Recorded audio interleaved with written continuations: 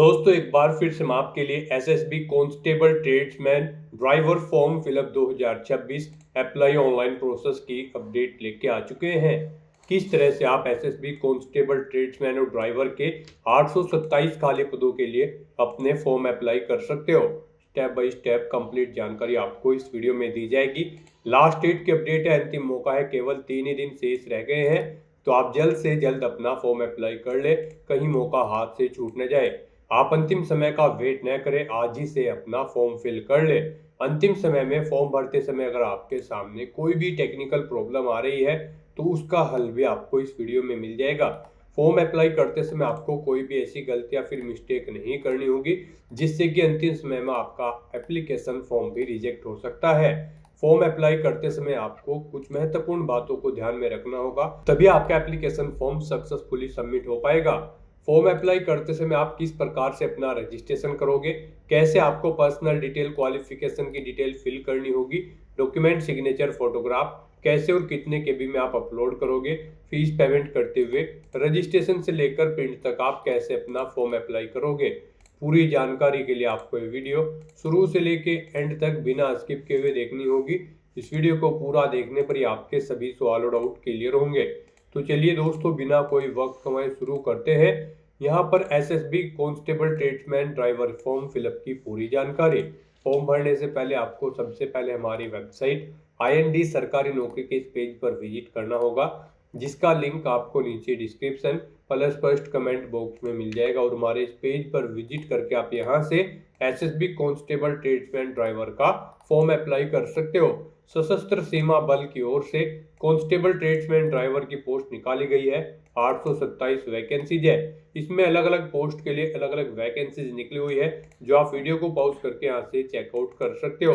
Last date online आवेदन करने की 20 अप्रैल 2026 है। लास्ट डेट की अपडेट है, अंतिम मौका है, केवल 3 ही दिन शेष रह गए हैं। 21,700 से 69,100 सैलरी है। 10वीं पास कैंडिडेट अप्लाई कर सकते हैं। अलग अलग पोस्ट के लिए अलग अलग क्वालिफिकेशन है, जो आप यहाँ से चेकआउट कर ले। 18 से 23, 18 से 25, 18 से 27 वर्ष अलग अलग पोस्ट के लिए आयु सीमा रहेगी। 100 रुपये जनरल, ओबीसी, डब्ल्यूएस के लिए फीस है। SC/ST फीमेल को फीस जमा नहीं करनी होगी, ऑनलाइन मोड से आप फीस पेमेंट करोगे। Written test, physical test, skill test, medical test, document verification के आधार पे सिलेक्शन होगा। ऑनलाइन अप्लाई कर सकते हो, ऑल इंडिया से अप्लाई कर सकते हो। ssb.gov.in इसकी ऑफिशियल वेबसाइट है, जिससे आप फॉर्म फिल कर सकते हो। इंपोर्टेंट लिंक सेक्शन के अंतर्गत ऑफिशियल नोटिफिकेशन पीडीएफ लिंक पर क्लिक करके आप इसकी पीडीएफ डाउनलोड कर सकते हो। यहाँ पर आपको category wise, post wise vacancies की जानकारी देखने को मिल जाएगी। सैलरी की detail, qualification, age limit, age relaxation की इंफॉर्मेशन, साथ ही साथ फिजिकल क्राइटेरिया की इंफॉर्मेशन आपको यहाँ पर दे दी गई है। हाउ टू अप्लाई का कंप्लीट प्रोसीजर, इसमें डॉक्यूमेंट, फोटोग्राफ, सिग्नेचर अपलोड करने के लिए भी आपको गाइडलाइंस दे दी गई है। पैटर्न पूरा आप चेकआउट कर सकते हो और सिलेबस आपको डिटेल में प्रोवाइड करा दिया गया है। तो फॉर्म अप्लाई करने से पहले आपको ये ऑफिशियल नोटिफिकेशन की पीडीएफ पूरा पढ़ना अनिवार्य है। इसको पूरा पढ़ने से ही आपके सभी सवाल और डाउट क्लियर होंगे। पीडीएफ रीड आउट करने के बाद में आपको अप्लाई ऑनलाइन के लिंक पर क्लिक करना होगा, तो आपके सामने ऑनलाइन आवेदन करने का ये ऑफिशियल पोर्टल ओपन हो जाएगा। यहाँ पर आने के बाद आपको अप्लाई की इस टैब पर क्लिक करना होगा। उसके बाद आपके सामने कुछ इस तरह से इंटरफेस ओपन होगा। यहाँ पर अगर आपने पहले से रजिस्ट्रेशन कर रखा है तो आपको अपनी रजिस्ट्रेशन आईडी एंटर करनी है, अपना पासवर्ड एंटर करना है, ये कैप्चा कोड आपको यहाँ पर एंटर करना है और उसके बाद लॉगिन की स्टेप पर क्लिक करते हुए आपको लॉगिन करके अपना फॉर्म अप्लाई कर लेना है। और अगर आप यहाँ पर इस भर्ती के लिए फर्स्ट टाइम अप्लाई करने जा रहे हो तो सबसे पहले यहाँ पर आपको अपना रजिस्ट्रेशन करना होगा। उसके लिए आपको यहाँ पर रजिस्टर की ये टैब दी गई है, आप इस पर क्लिक करें, आपके सामने रजिस्ट्रेशन का फॉर्म ओपन हो जाएगा। इसमें आपको अपनी पर्सनल डिटेल प्रोवाइड कराते हुए अपना रजिस्ट्रेशन करना है। सबसे पहले यहाँ पर आपको पोस्ट सेलेक्ट करनी है। आप जिस पोस्ट के लिए अप्लाई करना चाहते हैं कांस्टेबल की, आप अपने अकॉर्डिंग पोस्ट सेलेक्ट करेंगे। उसके बाद यहाँ पर आप अपना फर्स्ट नेम एंटर करें, मिडिल नेम, सरनेम आप यहाँ पर एंटर कर दें। मिडिल नेम सरनेम नहीं है तो आप इसे खाली छोड़ दें। फिर यहाँ पर आपको अपने फादर का नाम एंटर करना है, अपनी मदर का नाम एंटर करना है, अपनी डेट ऑफ बर्थ यहाँ पर आपको सेलेक्ट कर लेनी है इस कैलेंडर में से। उसके बाद गाइज आपको यहाँ पर अपना जेंडर सेलेक्ट करना है, आप अपना जेंडर सेलेक्ट करेंगे। फिर यहाँ पर आपको अपनी नेशनलिटी सेलेक्ट कर लेनी है। उसके बाद आपको अपना रिलीजन सेलेक्ट करना है।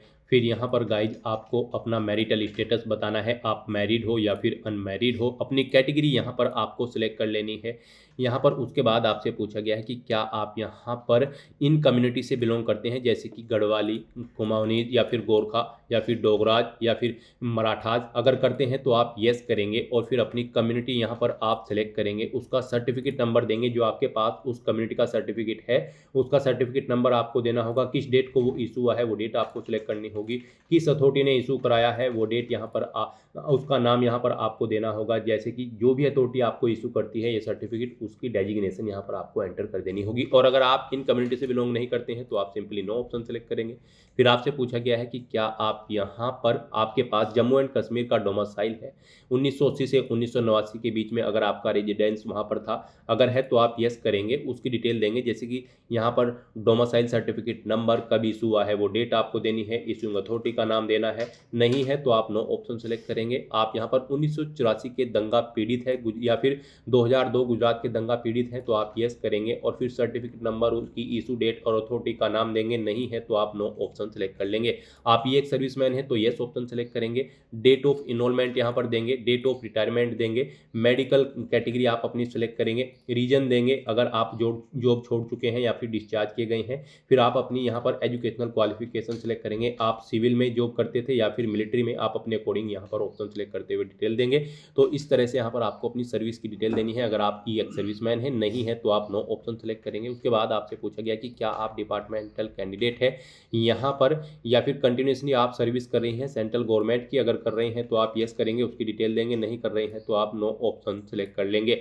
उसके बाद यहाँ पर आपसे पूछा गया है कि क्या आपके पास हैवी व्हीकल ड्राइविंग लाइसेंस है वैलिड, अगर है तो आप यस करेंगे। गाइस यहाँ पर अगर आप ड्राइवर की पोस्ट के लिए अप्लाई कर रहे हैं तो फिर आपके पास यहाँ पर हैवी ड्राइविंग लाइसेंस होना चाहिए, अगर है तो आप यस करेंगे, नहीं तो नो ऑप्शन सेलेक्ट करेंगे। अगर नो ऑप्शन आप सेलेक्ट करते हैं और ड्राइवर की पोस्ट के लिए अप्लाई करते हैं तो फिर आप इस भर्ती में पार्टिसिपेट करने के लिए एलिजिबल नहीं होंगे, फिर आपको किसी अन्य पोस्ट के लिए अप्लाई करना होगा। उसके बाद यहाँ पर आपसे पूछा गया है आपका आइडेंटिटी कार्ड, आपके पास कौन सा आइडेंटिटी कार्ड है, जैसे कि आधार कार्ड, वोटर पैन कार्ड या फिर पासपोर्ट या फिर ड्राइविंग लाइसेंस, आप अपने अकॉर्डिंग ऑप्शन सेलेक्ट करें और फिर यहाँ पर उसका नंबर एंटर करें। आप उसके बाद आपसे पूछा गया है आपकी बॉडी पर कोई कट या तिल का निशान है तो उस पहले इसका नाम यहाँ पर एंटर करें, अपना मोबाइल नंबर एंटर करें, अपनी ईमेल आईडी यहाँ पर आप एंटर करें और उसके बाद गाइज फिर यहाँ पर आपको अपनी क्वालिफिकेशन की डिटेल प्रोवाइड करनी है। सबसे पहले यहाँ पर आपको अपनी 10वीं क्लास की डिटेल देनी है, जो कि यहाँ पर लगभग सभी पोस्ट के लिए मस्ट है। यहाँ पर आपको अपना स्कूल या बोर्ड या यूनिवर्सिटी का नाम देना है जिससे आपने अपनी 10वीं क्लास पास आउट की है, पासिंग ईयर यहाँ पर आपको देना है, अपनी 10वीं का रोल नंबर आपको एंटर करना है, सर्टिफिकेट नंबर देना है, कब आपको इशू हुआ है आपका सर्टिफिकेट वो डेट यहाँ पर आपको सिलेक्ट कर लेनी है इस कैलेंडर में से। फिर आपको सब्जेक्ट सेलेक्ट करना है, आपने किन सब्जेक्ट के साथ 10वीं क्लास पास आउट की है, यहाँ पर साइंस एज मेन सब्जेक्ट था आपके पास या फिर कोई अन्य सब्जेक्ट था, आप अपने अकॉर्डिंग ऑप्शन सेलेक्ट करेंगे। उसके बाद गाइड यहाँ पर आपको बताना है आपने 10वीं क्लास में कितने % मार्क्स ऑब्टेन किए हैं। ऐसे ही फिर अगर आपने 12वीं क्लास पास आउट कर रखी है तो आप उसकी डिटेल्स यहाँ पर प्रोवाइड कर सकते हैं, सेम ऐसे ही जैसे आपने 10वीं क्लास की डिटेल प्रोवाइड कराई है। उसके बाद कोई डिप्लोमा, ग्रेजुएशन या पोस्ट ग्रेजुएशन डिग्री आपके पास है तो उनकी डिटेल भी आप सेम यहाँ पर ऐसे ही प्रोवाइड कर सकते हैं। इस तरह से अपनी डिटेल्स प्रोवाइड करने के बाद गाइज फिर आपको यहाँ पर नेक्स्ट के इस ऑप्शन पर क्लिक करना है। फिर यहाँ पर आपको अपने एड्रेस की डिटेल प्रोवाइड करनी है, यहाँ पर आप अपना परमानेंट एड्रेस एंटर करें। उसके बाद गाइज आप अपना कोरोस्पोंडेंस एड्रेस यहाँ पर एंटर करें और अगर आपका कोरोस्पोंडेंस एड्रेस आपके परमानेंट एड्रेस के अकॉर्डिंग सेम है तो यहाँ पर आप whether is same as permanent address yes के इस ऑप्शन पर क्लिक कर दें, ऑटोमेटिकली आपका कोरोस्पोंडेंस एड्रेस आपके परमानेंट एड्रेस के अकॉर्डिंग यहाँ पर फिल हो जाएगा। उसके बाद यहाँ पर आपके क्रिमिनल केसेस के रिगार्डिंग आपसे कुछ डिटेल्स पूछी गई है। यहाँ पर आपसे पूछा गया है कि क्या आपको कभी यूपीएससी, एसएससी या फिर किसी एचपीएससी या फिर किसी अन्य रिक्रूटमेंट बोर्ड के एग्जाम में बैठने से रोका गया है। अगर रोका गया है तो आप यस करेंगे, उसकी डिटेल यहाँ पर देंगे, जैसे कि एग्जाम ऑर्गेनाइजर, एग्जाम का नेम, एग्जाम की डेट, डिपार्टमेंट, कब से कब तक डेट आपको रोका गया है बैठने के लिए वो डेट आप सिलेक्ट करेंगे, रीजन देंगे। नहीं रोका गया है तो आप नो ऑप्शन सेलेक्ट करेंगे। फिर आपसे पूछा गया कि क्या आपके ऊपर कोई एफआईआर या फिर क्रिमिनल केस है, अगर है तो आप यस करेंगे और उसकी डिटेल देंगे, नहीं तो नो ऑप्शन आप सिलेक्ट कर लेंगे। फिर आपसे पूछा गया कि क्या आपके खिलाफ कोई क्रिमिनल कंप्लेंट की गई है।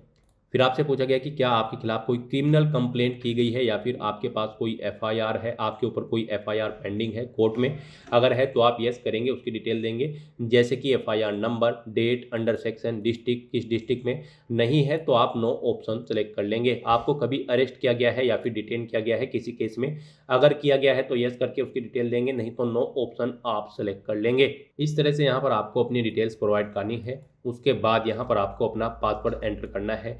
पासवर्ड यहाँ पर आपका कम से कम 6 कैरेक्टर का होना चाहिए और यह अल्फा न्यूमेरिक फॉर्मेट में हो। आप कोशिश करें आपके पासवर्ड में कम से कम एक अपर केस कैरेक्टर, एक लोअर केस कैरेक्टर, एक इंटीजर नंबर और एक स्पेशल कैरेक्टर जैसे कि @ या फिर डॉलर होना चाहिए। वही पासवर्ड आपको कन्फर्म पासवर्ड फील्ड में एंटर करना है। उसके बाद आपको इन चेक बॉक्सेस को ओके करना है और फिर गाइड प्रोसीड के इस ऑप्शन पर क्लिक करना है। फिर यहाँ पर आपने पीछे अब तक जो डिटेल प्रोवाइड कराई है उसका पूरा प्रीव्यू आपको शो कर दिया गया है। आपको सभी डिटेल्स केयरफुली चेकआउट करनी है। इस पेज को नीचे स्क्रॉल डाउन करना है, इन चेक बॉक्सेस को ओके करना है। ये कैप्चा कोड आपको यहाँ पर एंटर करना है। कहीं पर कोई मिस्टेक है तो आप एडिट डिटेल के ऑप्शन पर क्लिक करके एडिट कर सकते हैं और अगर सभी चीज़ें ओके हैं तो बस यहाँ पर आपको सबमिट एप्लीकेशन के इस ऑप्शन पर क्लिक करना है।